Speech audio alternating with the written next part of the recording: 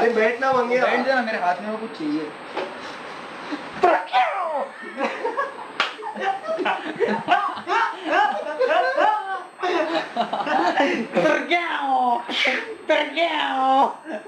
इसका गोली का आवाज ऐसा लग रहा है गन को कॉन्स्टिपेशन हुआ है स्टीवन स्पीलबर्ग नहीं आया पहुंच रही अरे क्या पर क्या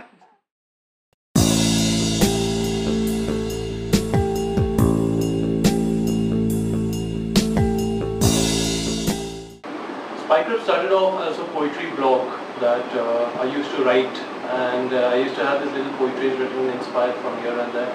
And this was spotted by my friend Vincent Pereira from Prakal, and he felt that we should make this into music.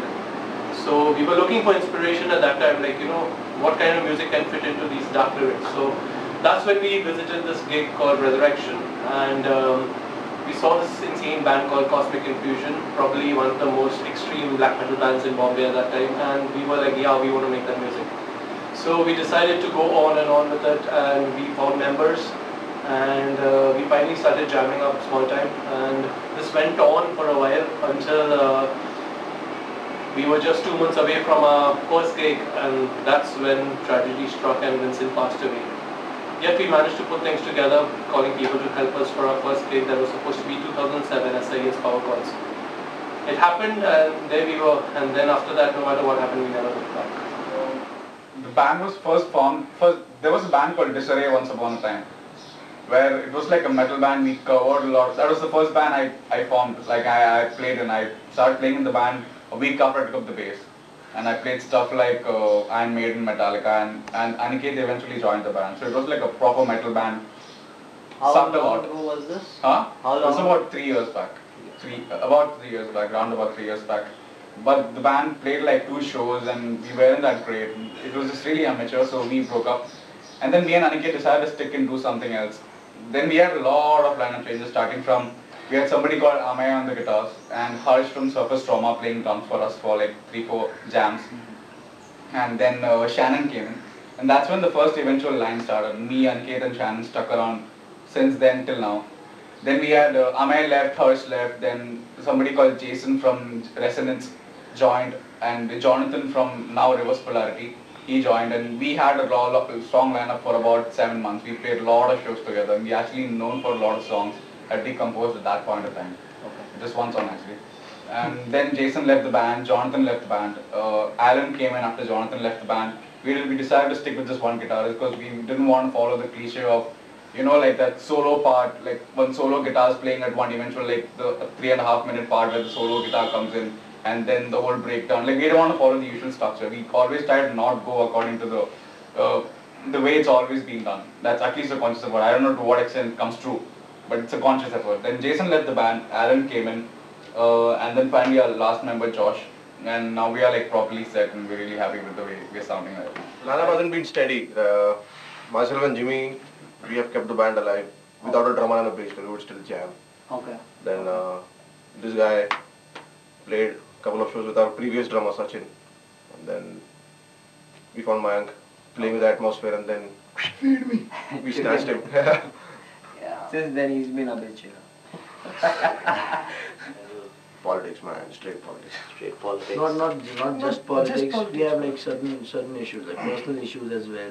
He writes signals. And but yeah, as in most of the songs we've covered like issues like more towards corruption or the government. We've written a track on the terror attacks that happened. November 26th. And we have motivational tracks as well, but you know, it's not like a completely motivation song or something like that. Oh, well. But yeah, like it's there, like, you know, we have songs on unity and all. So it's like every song of ours has a message that goes across. Because it's fun to write about, like, you know, cutting throats and slitting your hands and, like, you know, I'll come blood all over you and you do that same to me. That's all fine. Keep that to yourself. But then, if you're a serious musician, you just need to write something. And, like, you know, wake up people, like, you know, the lyrics have to be productive, yeah. There has to be some meaning and a message or something. And that's what I feel. I started the band. It was very awkward because I met Shrikant and I had a couple of songs ready. The weird thing is, I met Shrikant we were forming some really death metal, black metal band, and I met him there, and he was gonna be the lead guitar player. I was gonna be on rhythms. So it so happened that band didn't take off, and we ultimately started Coshish, and we been playing ever since. So we had a couple of changes in the bass and the drum sections, and then we 3 years back. yeah, it was some 3 years back, and we had a couple of bad guitar bass players, bass players. Now I guess we are settled into some. We were always unhappy with the bass section because it was always that we were making a compromise. Hey, dude, there's no bass player. Let's somebody come and just play bass notes. And we really wanted some bass runs and things like that, which didn't happen. So now we have Mr. Nair on fire. So he does a great job for us. Yes. I really draw a lot of inspirations from things that happen around me. And also there's this philosophical, psychedelic sort of influences that I would rather bring into the lyrics, okay, which I haven't experimented as of yet, which I'm really gonna do as after the new song that I'm making. So it's very important that I write good lyrics, especially songs like Rehne Do, Hum Hai Yahi, and Raaste are lyrically insane songs. When it comes to a song, each song that we play has some kind of emotion with it. When we take an example of Wo Kho Gaye, it's a person who is in a mental turmoil, in some kind of dilemma. When we play it, it develops that kind of an emotion, and with that, it really helps Mangesh to write the lyrics, which would be in a way relating to what the music that we are playing is. I can name 3 for now, which are our true gurus. We have Demonic Resurrection, Beyond Doubt, who are the biggest band probably in India. Then we have Cosmic Infusion, because of whom we started, and Apollonian Quest, which is an amazing band who played some super music at that time. So these 3 bands were like the ones who were mentors, the ones who inspired us. Besides them, we loved listening to songs by Devoid, big fans of them. And other bands, probably Cryptos, a good band. And Infernal Wrath, they just came out with their album. That's a very good listen. And they've like set a mark for Indian bands to aspire to sound like, to make music like. And yeah, I'm more actually not that inspired by Indian bands, but Indian jazz musicians. Indian jazz musicians, yeah. Like Floyd, then when it comes to like Sheldon. Exactly. When it comes to bands like Silk, I mean, it's a very underrated band. I mean, I don't think so much of the people have listened to it, but it's Carl Peters on bass and Shankar Mahadevan giving out the Carnatic grooves, and Carl Peters actually playing what Shankar Mahadevan is saying. So in that way, I would consider, when it comes to jazz and Carnatic, it shows that they might be from different parts of the earth, but when they are fusing, it's like one whole thing. It's like one language. Exactly. But there are some black metal heads that are actually, Satanists or whatever. But yeah, so those guys are like, if they're doing it, if they actually mean it, then it makes sense. But if they're doing it for publicity, then it's the most dumbest thing in the world. Most of the black metal bands do it for publicity. Yeah, so it's very stupid. The thing is, like, when you listen to things like, Satan will come and this will happen, that will happen, and God is this, you despise God and hate, and then you suddenly just turn your head and see the misery on the planet, and you see yourself, and then suddenly you see God, Satan, and all this. It's so idiotic, and this thing is so sublime, and it's like somebody's suffering. So coming to a point where you'd write something, I would rather say write in a context where it's realistic. I mean, there should be a realistic element to it. As far as me, I really respect religion as an institution. No matter what it is. But then after some point, I feel it was musically I do like some band musically, but I really don't like the lyrical content sometimes. It becomes really too overboard. I just feels like which story to listen to. None of the Indian bands. How can a Hindu band be anti-Christian, dude? I don't think For a long time I thought DR was black metal, anti, I think Sahil Makita comes in the home in the night, lights up candles to the upside down cross and prays for an hour. But no, he's a chilled out character. And top of that, Sharon is somebody who listens to more metal than anybody else in the band right now, and he's like full on Christian. Okay. I think we have made the separation between religion and music, and I think most bands on the scene we know have made that. So we really don't see what you're asking. It's all right because we know nothing about religion. Yeah. I mean, we hardly know enough to say that something is right or something is wrong. Okay. I mean, some of us in the band are non-believers, but it's still we're non-believers because we don't know. So the religious views don't permit. They do not enter music. It's not right. It's not right to comment on something that we don't know enough about. The most recent gigs that have happened, the front row had a lot of women doing, not just standing and looking dazed or clicking photos. They're doing 360s and probably participating in the mosh as well, which is something fantastic. Something that's showing that it's for the masses at last. It's not just for those, guys who smoke up and wear black every day, and it's not for them, it's for everyone. Music, metal is touching every life. Yeah, it depends actually whether you're a poser or not. Like if you really like the music, if you dig the music, and if you come to us with a real love for the music, then it's cool, But if you just want to hang around for the sake of it, that's not cool for sure. I think that it's also unfair at some level to say where are the women on the scene, because we are playing if you look at it logically, we are playing physically demanding music. Rock music and metal music is physically demanding. You can't be a metal guitarist or a metal drummer without burning up your hands and legs for years practicing. So I would say women generally aren't inclined to this kind of music because of the high But there are exceptions. Like from Mindsnare, then the international band. Which is that band? It's some OP's chick band, yeah. Okay. All chick band. Yeah, there are exceptions, but I think in general, because of the amount of energy expended in this kind of music, I think women take to the music less as performers. Chronic phobia. So that's a simple reason why globally there aren't that many women playing music. If you're an alternative or funk band or whatever. Screamo band, Screamo is later on, but then a funk band or a clean lovey-dovey band, you'll find women going all the time.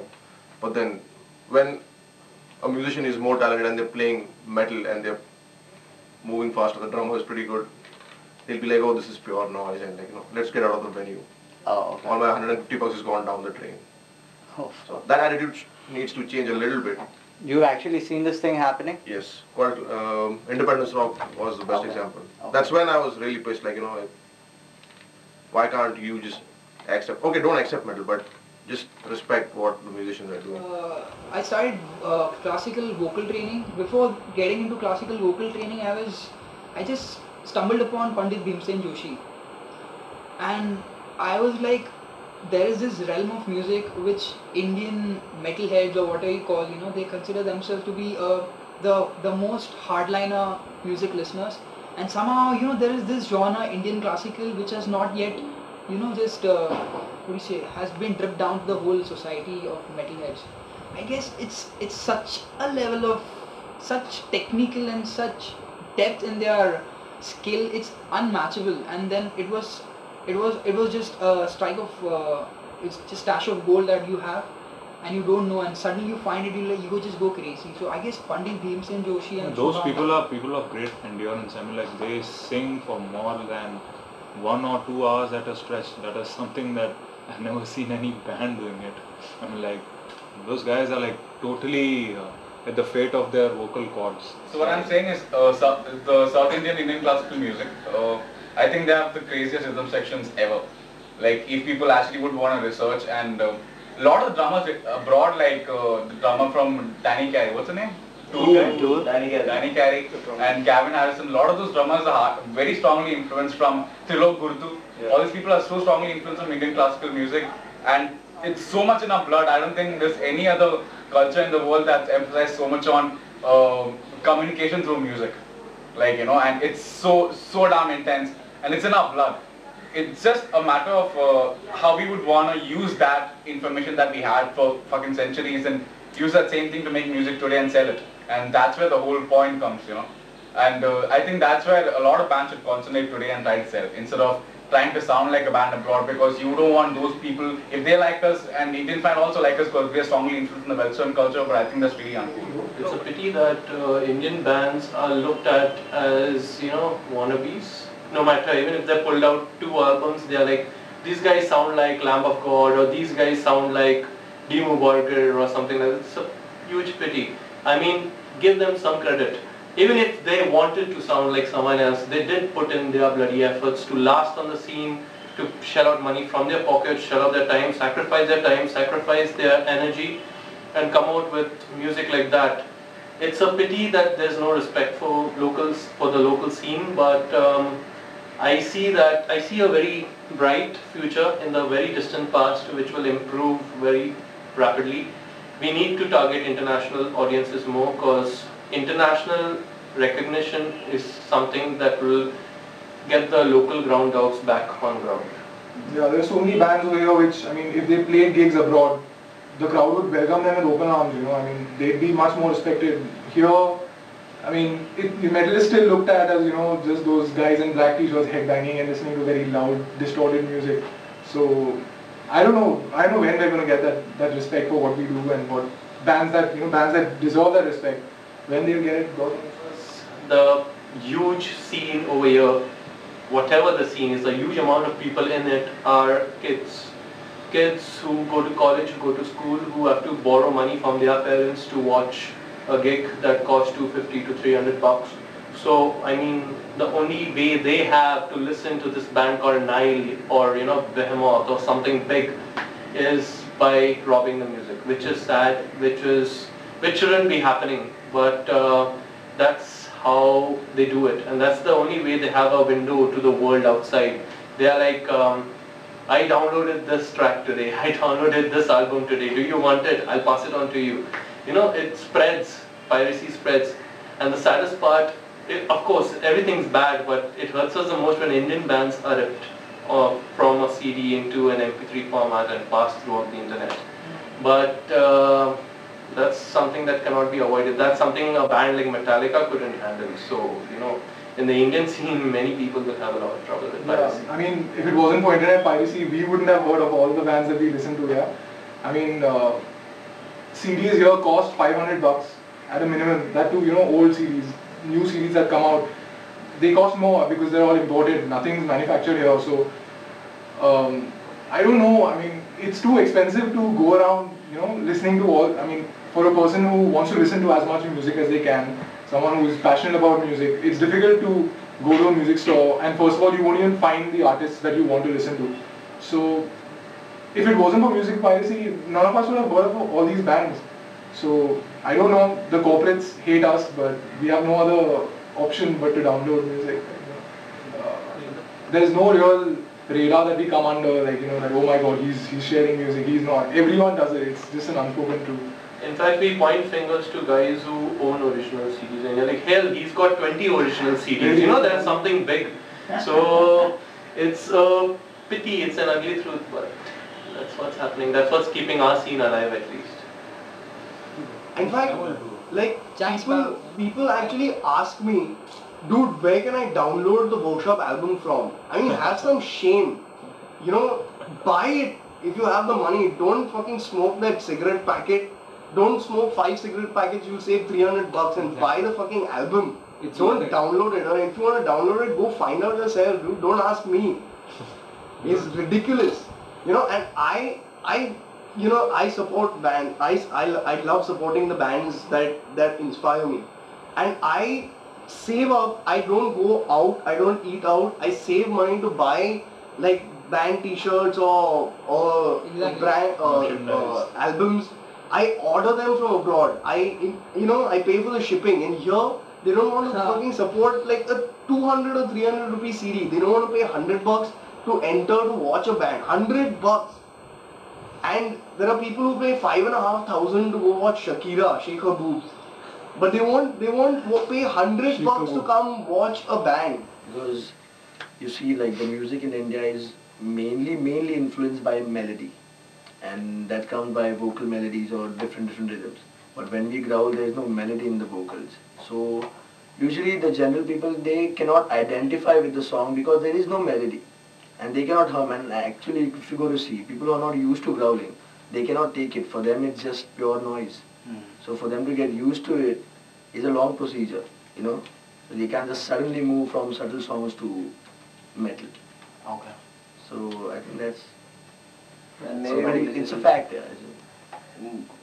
Mainly because half of them they can't understand what the vocalist is trying to say. Yeah, that's What another the issue. message- That's one the problem. They message cannot is understand not- words in it. The message is not conveyed. So you know what I'm saying. If you are trying for an open air gig or something, tops are the biggest problem. They don't issue you with the permission. In spite of you showing them a clean check, you paying all the taxes. You're paying the entertainment tax as well, but still the organizers have to undergo a lot of things. Like we organized tribute to the Beast, our beloved friend Vinci, who used to play the bass for Atmosphere. Even to get sponsors, it's so hard. Just because you have a list of metal bands playing, the sponsors just keep turning you down. Lack of venues, lack of equipment available during gigs. Okay, you can buy the best of guitars. There are loads of stores. We have loads of stores over here.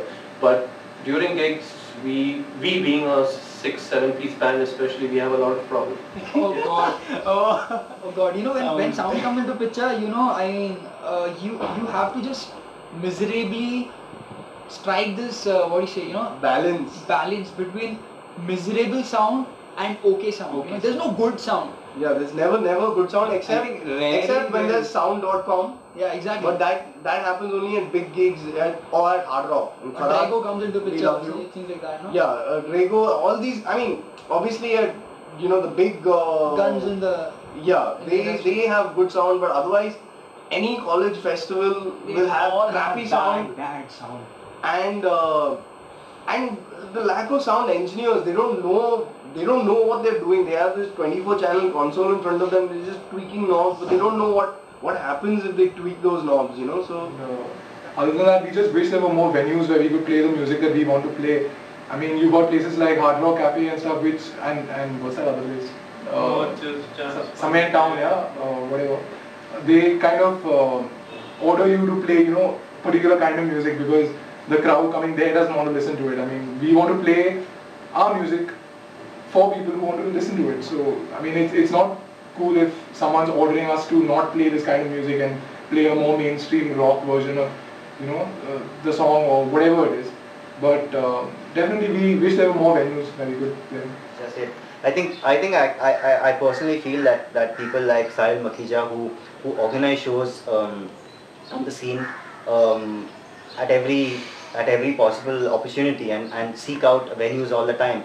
I think they need to be congratulated, and I think we need more people like them because besides the trying to make it big on the club scene, I think we need these independent show promoters as much as we need everyone else. So if you look at a gig that happens in a place like Blue Frog, I'm not talking about Hard Rock Cafe, a place like Blue Frog, you see the kind of band that's playing there and they are 100% Indian.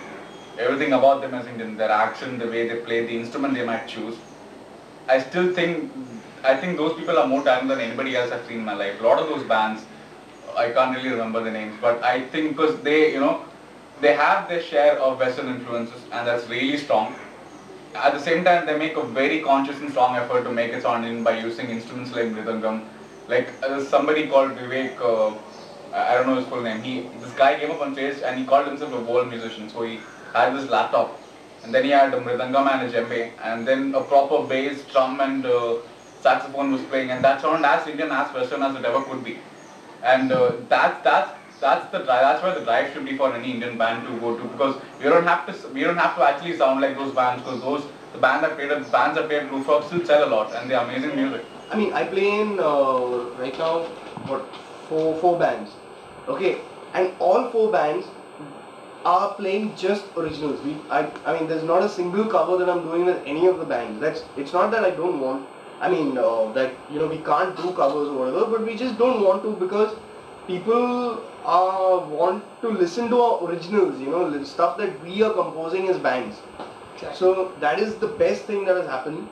And in fact, now it's come to a point where bands that cover are kind of looked down upon. Oh, you know, these guys are cover bands. But there are still a few venues that, like the Hard Rock Cafe. We got a lot of shit from them for playing an only original set. Okay, I mean I'm talking about workshop, sorry.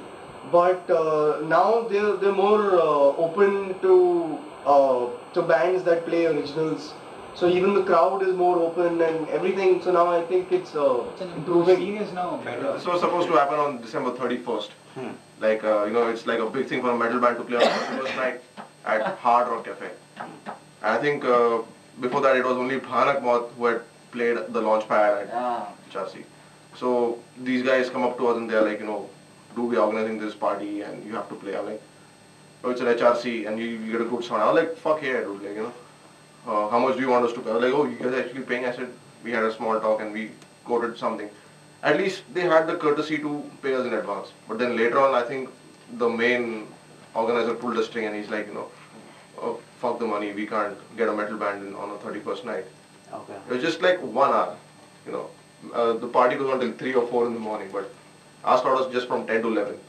Okay. Even that was scrapped. They pulled it up, like, you know, what's the use of the money when you just don't get to play? And we were waiting to play in HRC because it's like a good tag on your profile. They just pulled the plug and we were sitting at home and doing nothing, man. The funny thing about this is, you know, as we play original music, you know, if there is this guy who's organizing a gig, comes and tells me, dude, I need a band, would you like to play?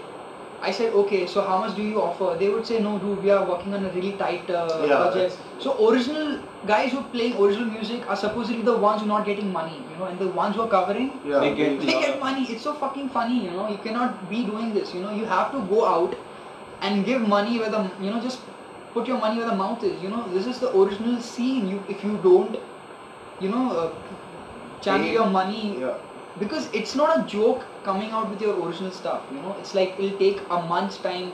I know one of our songs, it took 8 damn months, you know, to make one single fucking song. And you know, when you come out and say, "Arey yaar, dude, ye gaana hai na yaar, ye to thoda original hai na yaar, tum log thoda cover with," I feel very bad, you know. Right now, bands are not afraid to go out and say that, you know, I've got 10 originals, I'll make an album and I'll sell it to the Indian crowd. They have that much confidence because even when they play live shows, they see people responding to their originals. It's not like people demand covers anymore. Right now, the people who demand covers in the crowd are the guys who are looked upon with disgrace, you know. They're like, oh, he just shouted a cover, you know, I think we should go and get that guy in the mosh pit. I mean, things are changing and that's a really good thing. But this is despite places like Hard Rock and all demanding bands play covers. Despite like that is why this alternative stream of venues has happened. You know? That is what keeps, I think, a lot of bands in the underground scene going, because even though places like Hard Rock and Jazz, which are supposed to be the primary sources to let bands in Bombay at least play gigs, if they don't support original music and the fact that bands still want to go out there, spend their time writing music, spend their money on jam rooms, spend their money on making an album and then put out their music, I think that shows a tremendous improvement in the scene. And I think, yeah, even though it's a slow process, I think, there is light at the end of the tunnel. I think a unique problem which what the Indian rock and metal scene faces is the fact that while we're expressing ourselves musically, there's also an outward manifestation of our energy, which is what is the popular, which what the rest of the world sees as headbanging, as mosh pitting. And I think a lot of that is interpreted as anti-social by people who do not understand that it's an expression of you know, it's a performing art.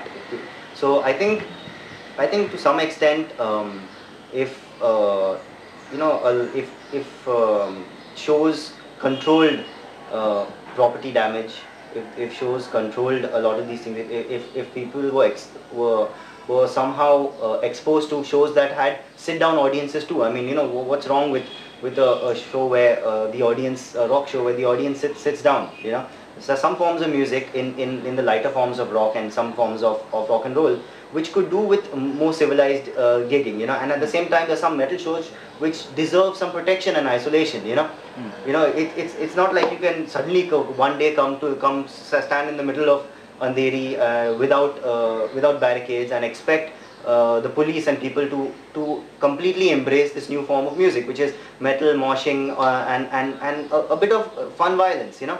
You can't expect them to embrace it that fast, you know. I honestly think that that we shouldn't be too expressive about the way we enjoy metal music. I think we deserve to enjoy this way, being in a democratic country. But I think we should also realize that people need time to start to accept this form of entertainment. And if we push forward, if we need to isolate metal a bit and give it a little more protection, give it because it needs to be nurtured. It needs some protection from the outside world. We don't want to openly endorse criticism towards metal music. So I think we need to also play a game with the Indian masses, put forward the right foot and hide what we do not want till they're ready for it.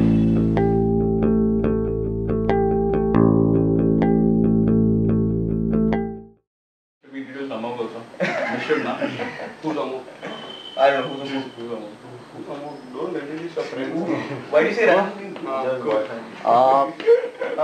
Okay. How do you define the music that you guys play? What's Zygnema all about? Oh my God! Not Zygnema. No, that part has to come. That part has to come. Okay. You get that? You're not editing that part. That part has to come. Audience start with that. Okay. Bye. Hey, listen to me about him, man. That part, okay? Zygnema plays trash metal. Let's introduce ourselves again.